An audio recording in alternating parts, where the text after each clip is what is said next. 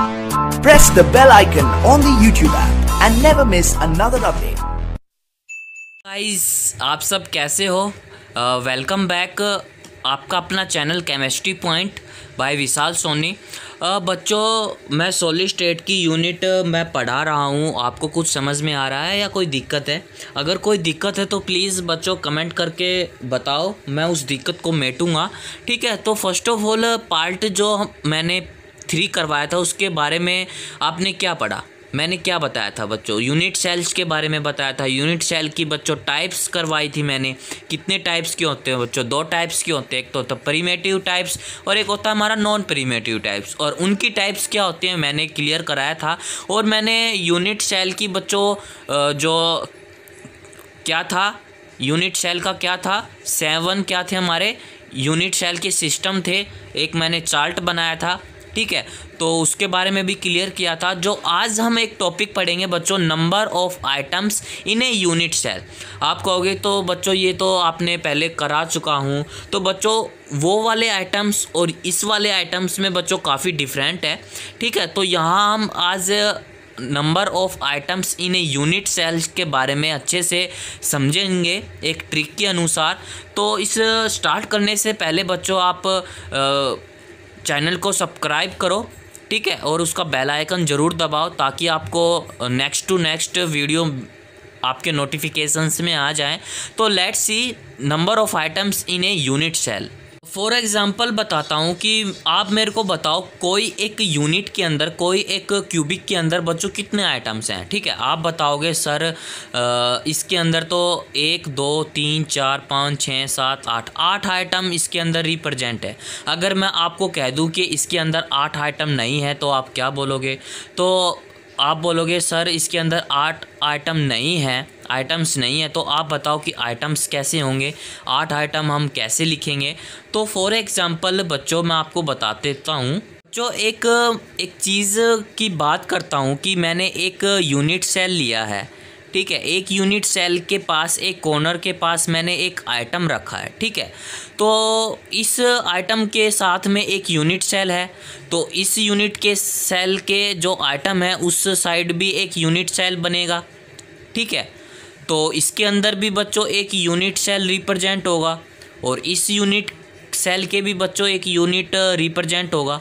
ठीक है, नीचे भी रिप्रेजेंट होगा तो ऊपर भी इस आइटम के साथ रिप्रेजेंट होगा ऐसे। ठीक है, ऐसे रिप्रेजेंट हो गया इस यूनिट सेल के अंदर। और इसके अंदर भी बच्चों एक यूनिट सेल रिप्रेजेंट होगा और इस यूनिट सेल के भी इसके अंदर भी एक यूनिट सेल प्रेजेंट होगा। ठीक है, एक आइटम बच्चों कितने टुकड़ों में डिवाइड करना पड़ता है? बच्चों एक आइटम 8 टुकड़ों में डिवाइड करना पड़ता है। कितने टुकड़ों में? 8 टुकड़ों में। 1 2 3 4 5 6 7 और 8। ठीक है, तो एक आइटम बच्चों कितने टुकड़ों में डिवाइड हो गया? 8 टुकड़ों में डिवाइड होगा। मैंने एक क्यूबिक का डायग्राम बनाया है। ठीक है, तो उस डायग्राम के पास एक कॉर्नर के पास मैंने एक आइटम को रिप्रेजेंट किया है।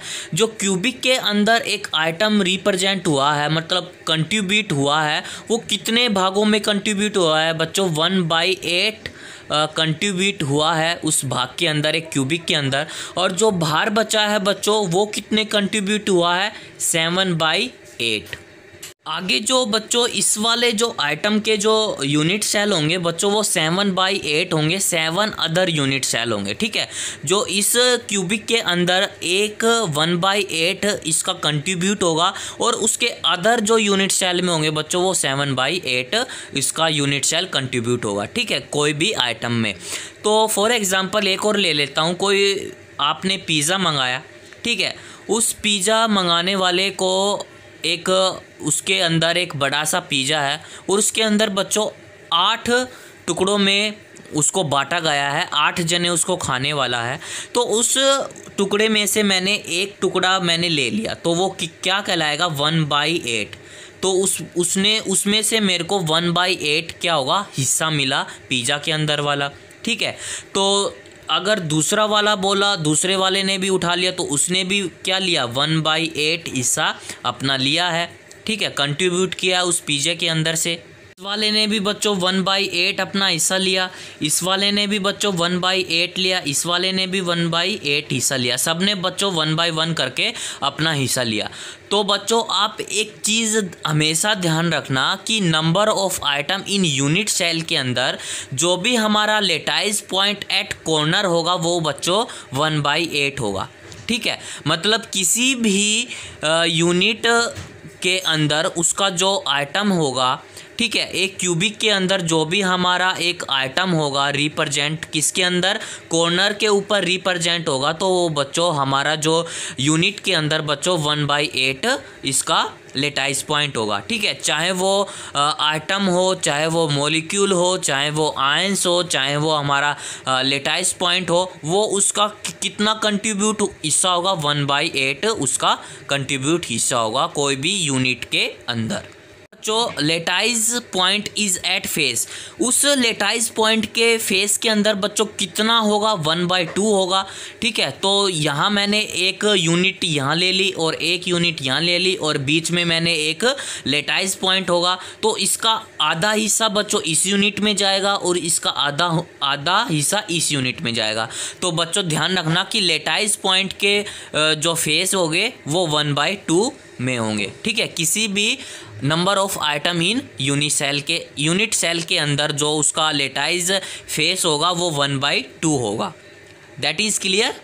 जो कि number of item in unit cell के बॉडी में कितने होंगे कंट्रीब्यूट बच्चों, उसके अंदर ओनली एक कंट्रीब्यूट होगा। कैसे होगा कि मैंने यहाँ एक क्यूबिक बना दिया है, ठीक है, तो उस जो क्यूबिक के अंदर जो हमारा बॉडी सेंटर होता है वो बिल्कुल सेंटर में होता है।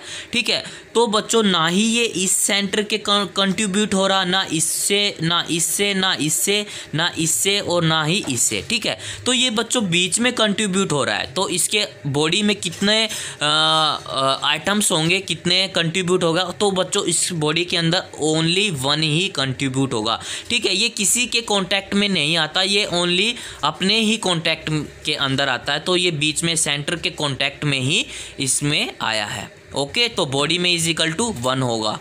तो लेटाइज पॉइंट एंड कॉर्नर के बारे में सीखा, फेसिस के बारे में सीखा एंड बॉडी के बारे में सीखा। हम अब 1 by 1 कैलकुलेट करेंगे number of items in a unit cell. तो फर्स्ट ऑफ ऑल हमारा पॉइंट आता है बच्चों SCC, मतलब हमारा सिंपल क्यूबिक सेंटर क्या होता है, मतलब सिंपल सेंट्रल क्यूबिक। ठीक है, तो आपको मैंने बताया था कि मैंने एक क्यूबिक बना दिया है सिंपल का, उसके 8 लेटाइज पॉइंट पर 8 कॉर्नर होते हैं। ठीक है, तो 1 2 3 4 5 6 7 8। ठीक है, तो इसमें 8 क्या हो गए बच्चों, लेटाइज पॉइंट हो गए। ठीक है, अब मैं कह दूं किसी का भी कॉर्नर के इस हिस्से में 1/8 कंट्रीब्यूट हो रहा है, इस हिस्से में भी 1/8, इस हिस्से में भी 1/8, इस हिस्से में भी 1/8, इस हिस्से में भी 1/8, इस हिस्से में भी 1/8, इस हिस्से में भी 1/8 और इस हिस्से में भी 1/8 कंट्रीब्यूट हो रहा है। ठीक है, फॉर एग्जांपल मैंने पिज़्ज़ा मंगाया। ठीक है, मैंने 8 पिज़्ज़ा का ऑर्डर दिया और 8 पिज़्ज़ा मैंने अलग अलग फ्लेवर के मंगाए और 8 पिज़्ज़ा खाने वाले 8 ही बंदे थे। तो उन बंदों ने क्या किया कि सभी पिज़्ज़े में से अपना 1/1 वो ले लिया, 1/8 कंट्रीब्यूट ले लिया कि मैं इस फ्लेवर का भी चाखना चाहता हूँ, तू उस फ्लेवर का चाख ले, मैं इस फ्लेवर का चाखना चाहता हूँ पिज़्ज़ा, तू इसका ले ले, तू इसका ले ले। ऐसे ऐसे करके उन्होंने सब ने क्या किया बच्चों, 1/8 अपना हिस्सा का कंट्रीब्यूट किया। तो बच्चों इसके 8 तो लेटाइज कॉर्नर होते हैं और इसका 1/8 कंट्रीब्यूट हिस्सा होता है। तो इसके अंदर बच्चों कितने आइटम्स प्रेजेंट हुए, 8 से 8 कट गया, तो इसके अंदर बच्चों 1 आइटम प्रेजेंट हो गए। ठीक है, तो क्या होगा बच्चों कि number of item present in a unit cell. ठीक है, तो number of present in a unit cell 8 lattice point, मतलब इसके कॉर्नर, और मल्टीप्लाई 1/8 इसका कंट्रीब्यूट हिस्सा। तो क्या कितने आइटम होते हैं बच्चों, 1 आइटम होंगे किसके, SCC, मतलब सिंपल क्यूबिक सेंटर। ठीक है, किसके कितने आइटम रिप्रेजेंट होंगे इसके अंदर बच्चों, ओनली 1 आइटम इसके अंदर रिप्रेजेंट होंगे। ओके, दैट इज़ क्लियर बच्चों। हमारा number of item in unit cell का पॉइंट है बच्चों FCC, मतलब फेस सेंटर क्यूबिक में क्या है, ये क्यूबिक है, उसके बच्चों 8 लेटाइज पॉइंट है और इसमें हर एक क्यूबिक में बच्चों 1/8 इसका कंट्रीब्यूट हिस्सा होगा, तो 1 आइटम तो आना ही था। बट इसके FCC मतलब कितने फेसिस हैं, 6 फेसिस है, 1 2 3 4 एंड ये फ्रंट वाला 5 और ये बैक वाला 6, कितने 6 हैं। तो बच्चों लेटाइज मैंने ऊपर कराया था कि लेटाइज पॉइंट इज एट फेसिस कितने होंगे 1/2, ठीक है। तो मतलब इस वाले जो फेसिस में होगा आधा ऊपर होगा आधा नीचे होगा, इस वाले में बच्चों आधा इस साइड और आधा इस साइड, तो 6 तो बच्चों इसके लेटाइज पॉइंट इज मल्टीप्लाई कितने होते हैं इसके फेसिस 1/2, तो 1/2 इज इक्वल टू कितने आ गए 3 आइटम्स हो गए, तो टोटल हमारे कितने आ गए बच्चों 1 + 3 इज इक्वल टू 4 आइटम इसके अंदर रिप्रेजेंट होंगे, किसके अंदर बच्चों FCC यूनिट सेल के अंदर। ओके, दैट इज क्लियर बच्चों।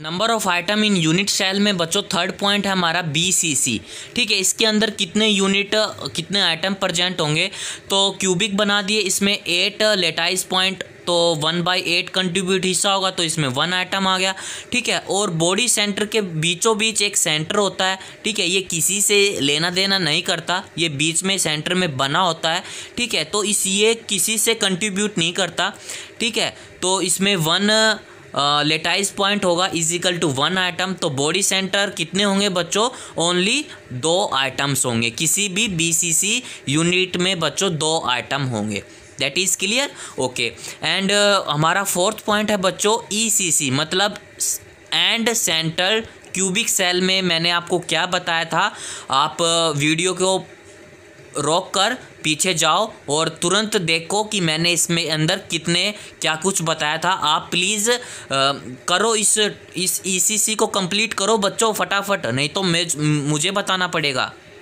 चलो मैं बता देता हूँ कि एक क्यूबिक है, इसके 8 कॉर्नर है, तो 1/8 इसमें कंट्रीब्यूट होगा, तो इसके अंदर 1 आइटम आ गया। तो एंड पॉइंट बच्चों 2 अपोजिट पॉइंट, एक ऊपर वाला एक इधर वाला, बैक फ्रंट, ठीक है, लेफ्ट या राइट वाला, अप या डाउन वाला, कोई भी बच्चों 2 अपोजिट पॉइंट लेने हैं। तो इसके अंदर बच्चों 2 लेटाइज पॉइंट आ गए इज मल्टीप्लाई 1/2। मैंने फेस में क्या बताया था, लेटाइज पॉइंट ऑफ फेस 1/2, तो ये फेसिस में क्लियर करते हैं, तो 1/2, तो इसमें 1 आइटम आ गया। तो एंड पॉइंट बच्चों कितने आइटम होते हैं, इसके अंदर 2 आइटम होते हैं, ठीक है। ECC इज यूनिट में बच्चों 2 आइटम्स होते हैं। और आपको पता होगा कि मैं यूनिट सेल बोल रहा हूँ, तो कई बुकों में बच्चों इसको Z इफेक्टिव के नाम से भी जाना जाता है। किसके नाम से जाना जाता है यूनिट सेल को, Z इफेक्टिव यूनिट सेल के बारे में भी जाना जाता है। यूनिट सेल को बच्चों Z इफेक्टिव भी कह सकते हैं। ओके, दैट इज क्लियर बच्चों। इतना पॉइंट है बच्चों हमारा लेटाइज पॉइंट इज एट एजेस में कितने होंगे, इसका 1/4 कंट्रीब्यूट हिस्सा देंगे। ये एक क्यूबिक सेंटर यूनिट है, ले लिया, ठीक है। कॉर्नर कितने हैं 8 हैं, कितना कंट्रीब्यूट करते हैं हिस्सा 1/8, तो 1 आइटम आ गया। तो इसकी जो एजेस हैं वो 12 एजेस हैं, मैंने बताया था। कोई भी हमारे जो इमेजिनरी वो लाइन होती है तो उसी को हम क्या कहते हैं, एजेस कहते हैं। तो इसके अंदर 12 इसमें लेटाइज पॉइंट इज कितने हिस्से में 1/4। तो देखो अगर ये हमारा लाइन है, इसके अंदर यहाँ भी ऐसे भी बन सकता है ये पॉइंट, ठीक है। तो इसके ऊपर वाला भी क्यूबिक सेंटर, इसके नीचे वाला भी क्यूबिक सेंटर, इसके इधर भी और इसके इधर भी, तो ऐसे करके ये बच्चों 1/4 कंट्रीब्यूट अपना हिस्सा ले लेता है किसी भी यूनिट सेल से। तो टोटल बच्चों कितना आया है, इसमें 4 आइटम आए हैं कि लेटाइज पॉइंट इज एजेस में बच्चों 1/4 तो इसका कंट्रीब्यूट हिस्सा होता है। तो किसी भी यूनिट सेल के एजेस में बच्चों 4 आइटम होते हैं। दैट इज क्लियर बच्चों। बच्चों इतना ही काफ़ी है लेक्चर नंबर 4 आज मैंने आपको 1 बाय 1 क्लियर कराया है कि number of item in unit cell कैसे निकालते हैं।